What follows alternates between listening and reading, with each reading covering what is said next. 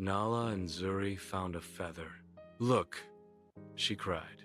Auntie Asha smiled. "A perfect start to our adventure." Auntie Asha guided them, connecting them to nature. A gust snatched Nala's feather into tall grass. "Oh no," Nala cried. Auntie Asha said, "We'll find it. Together." Nala scanned, and Zuri listened. "There," Zuri pointed. Nala retrieved her feather, relieved.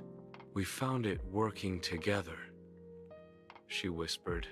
Auntie Asha beamed. "That's discovery and friendship." Nala and Zuri held their feathers as a symbol of their teamwork.